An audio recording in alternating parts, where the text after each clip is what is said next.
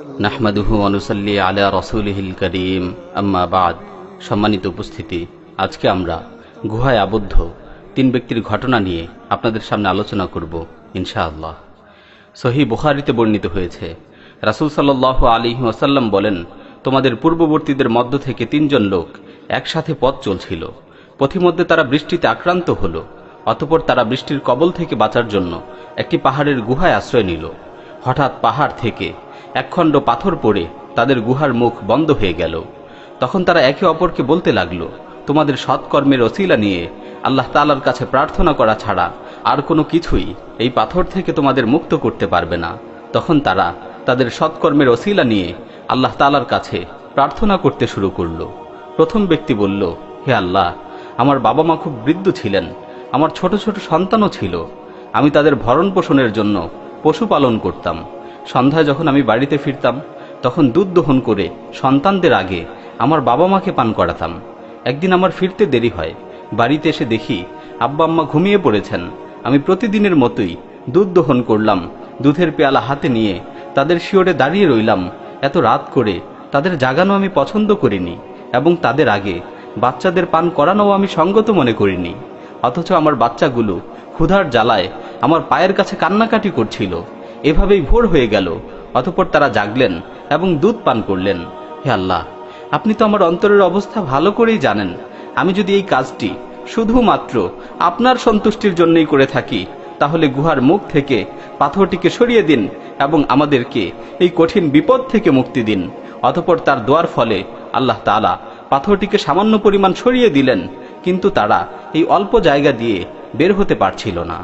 অতঃপর দ্বিতীয় ব্যক্তি বলল, হে আল্লাহ, আমার এক চাচাতো বোন ছিল। পুরুষেরা যেমন মহিলাদের প্রতি আসক্ত থাকে, আমিও তার প্রতি তার চেয়ে বেশি আসক্ত ছিলাম। আমি তাকে অবৈধ কাজ করার প্রস্তাব দিলাম, কিন্তু সে আমার প্রস্তাবকে প্রত্যাখ্যান করল।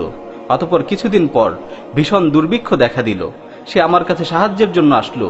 আমি বললাম, ঠিক আছে, আমি তোমাকে 100 দিনার দিয়ে সাহায্য করব, এই শর্তে যে তুমি আমার সাথে অবৈধ মেলামেশা করবে। সে আমার প্রস্তাবে রাজি হলো। আমি তাকে 100 দিনার দিলাম এবং তার সাথে অপকর্ম করার জন্য তার দুপায়ের মাঝখানে বসলাম। এমন সময় সে আমাকে লক্ষ্য করে বলল, ইত্তাকিল্লাহ, ইত্তাকিল্লাহ, আল্লাহকে ভয় করো, আল্লাহকে ভয় করো, অন্যায় ভাবে তুমি আমার সতীত্বকে নষ্ট করো না। এ কথা শোনার সাথে সাথেই আমি আপনার ভয়ে দাঁড়িয়ে গেলাম এবং স্বর্ণমুদ্রা দিয়ে তাকে ছেড়ে দিলাম। তাকে চলে যেতে বললাম। হে আল্লাহ, আপনি তো আমার অন্তরের অবস্থা ভালো করেই জানেন। আমি যদি এই কাজটি শুধুমাত্র আপনার সন্তুষ্টির জন্য করে থাকি, তাহলে গুহার মুখ থেকে পাথরটিকে সরিয়ে দিন এবং আমাদেরকে এই কঠিন বিপদ থেকে মুক্তি দিন। অতঃপর তার দোয়ার ফলে পাথরটি আরো কিছু দূর সরে গেল।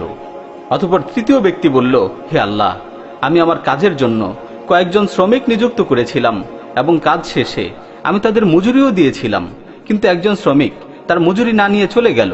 আমি তার মজুরির সেই অর্থ দিয়ে কৃষিকাজ করতে লাগলাম। তাতে প্রচুর ধন সম্পদ অর্জিত হলো। কিছুদিন পর সে আমার নিকট এসে বলল, হে আল্লাহর বান্দা, আমাকে আমার মজুরি ফিরিয়ে দাও।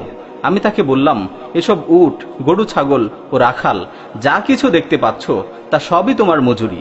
তখন সে আমাকে বলল, হে আল্লাহর বান্দা, তুমি আমার সাথে বিদ্রূপ করো না। তখন আমি তাকে বললাম, আমি তোমার সাথে মোটেই বিদ্রূপ করছি না, বরং যা সত্য তাই বলছি। আমি তোমার সেই মজুরি দিয়েই এগুলো অর্জন করেছি।